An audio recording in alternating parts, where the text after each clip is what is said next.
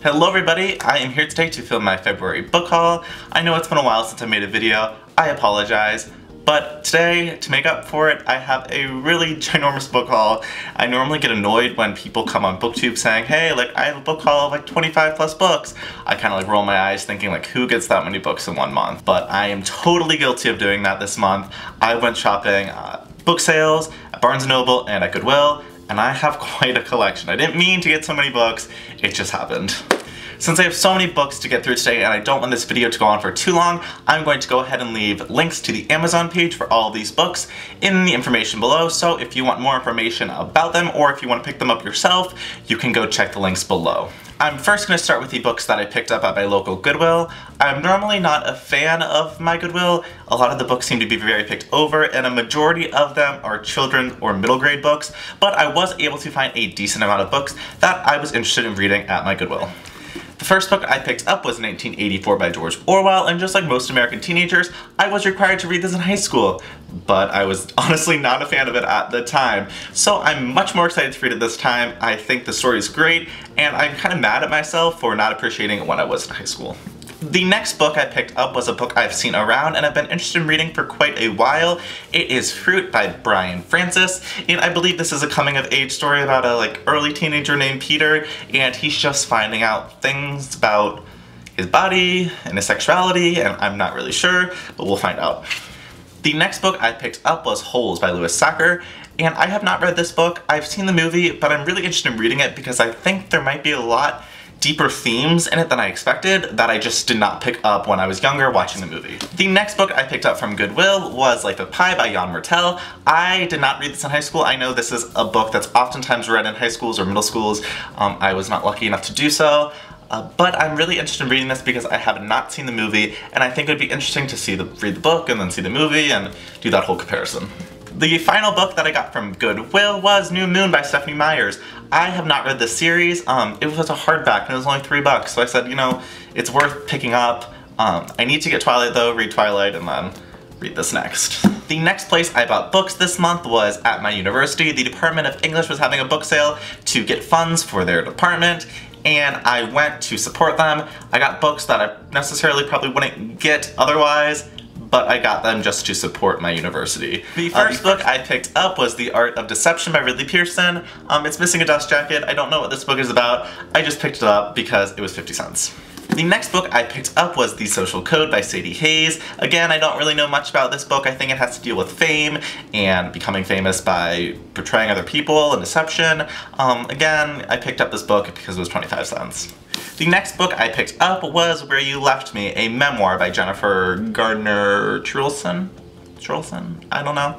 I believe this is a memoir dealing with 9/11 and things related to that. The next book I picked up I bought because it had a cool cover, and it was Out West by Fred G. LeBron. I don't know anything about this. I guess we'll find out. It just had a cool cover. So I said, what the heck, and picked it up. The final book I picked up from that book sale was The Lovely Bones by Alice Sebold, and I remember watching this movie a really long time ago, but I don't really remember much about the story, and it was only 50 cents, so I said, what the heck, and picked up a copy. The next book I was given to as a gift, and it was Newsy, Stories of the Unlikely Broadway Hit, and I'm really happy that I got this as a gift because it cost like 25 bucks, but it's a really awesome gift. And there are some beautiful, beautiful photographs in this, and I'm really excited to read through this. The start of the spring semester wasn't too long ago, and being the start of any semester I had to buy books, and I was very happy that a few of the books that I purchased for school were also books that I was interested in reading just for myself. The first book I got was The Arrival by Sean Tan. This is a graphic novel dealing with immigration and assimilation, and there are beautiful, beautiful images in them. I think everyone should go pick up a copy of this, but just as a sneak peek, I will show you the inside cover.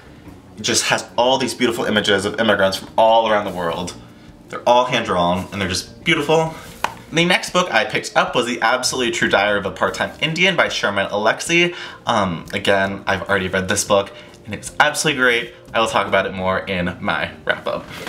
The rest of the books I have to show you in this book haul are books that I bought from Barnes & Noble. I primarily buy from Barnes & Noble because I'm a member there, so I get coupons, and I also had several gift cards that I needed to use. The first book I bought was Lean In by Sheryl Sandberg, and I bought this because I was originally going to participate in the Answerly book club. For those of you that don't know, Answerly is an interactive book club here on YouTube, and this was their first book. I did not end up reading it with them, but I plan on reading this sometime very soon. The next book I picked up was Divergent by Veronica Roth, and I picked this up because it's in paperback and I want to reread it before the movie, and I oftentimes find it easier to travel around and carry books with me that are paperback, so I picked up a paperback copy and it was only like $5 with a coupon, so. The next book I picked up was Just One Day by Gail Forman.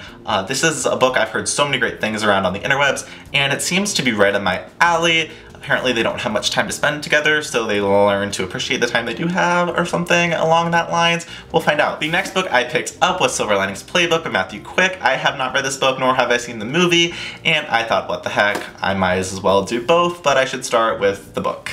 The next book I picked up was The World As We Know by Joseph Moninger. I believe this book has to deal with friendship and friendship after tragedy, but we shall find out. The next book I picked up was The Program by Susan Young. I've also heard great things about this on the interwebs. I believe it takes place in a futuristic society where they treat people that are at risk for suicide in hospitals, and I believe it's a love story that takes place in one of those, but we shall find out. I bought quite a few John Green pieces at Barnes & Noble, the first being the only John Green piece I haven't read yet, and it is Let It Snow. I bought this because it felt like winter was never going to end in Illinois. After I bought it though, it now seems like it wants to be nice out, so I'm either going to have to rush through this really quick while I'm still in the mood, or wait till next winter. The next book I picked up was The Fault in Our Stars. This is the exclusive collector's edition, and I have read this so many times, but I'm wanting to reread it again before I see the movie, and their marketing ploy, it worked, because it was silver, and it was shiny, and I saw it on the shelf, and I was just like, yes, I want that. So I bought it. And then of course I picked up a copy of This Star Won't Go Out by Esther Earl. Her parents wrote some of this, and John Green wrote the introduction. For those of you that don't know, Esther Earl was a nerd fighter that passed away in 2010 of cancer. She had a very close relationship with John Green, and she is a big inspiration for The Fault in Our Stars. I know I'm going to cry quite a lot reading this book. I was contemplating not picking it up just because I didn't really want to buy such a sad book, but the book was just so beautiful that I couldn't pass it up. The next book I picked up was Fangirl by Rambo Rowell. I heard so many great things about this book, and I read it in like 2 days. It was great, great purchase. Up was Winger by Andrew Smith. Again, this book has just an awesome cover, an awesome spine, and the back is a really cool animation of like the cover. I heard this is a coming of age story, and if you can't tell from all the other books, I really enjoy coming of age stories. This one is told from a male perspective at a boarding school, and I think that's really interesting, and I really think I'm going to enjoy this book. The final 2 books I picked up are 2 books in a series, and they are Miss Peregrine's Home for Peculiar Children by Ransom Riggs and Hollow Cities by Ransom Riggs. I love these covers. I'm kind of disappointed that one is in paperback and one is in hardback, but you know, they look okay on my bookshelf. The story and photography within these pages are absolutely wonderful. I'm so excited to finish reading these books. I think Ransom Riggs is a genius, and I have so much respect for the work that he's done. Those are all the books that I bought during the month of February. It brings my total to 26 books, which is quite a lot of books. I will be back at the end of the month for my monthly wrap-up, but down below I will leave all my social media accounts along with my Goodreads. Feel free to follow me there, and also if you like this video, feel free to subscribe, and until next time, happy reading!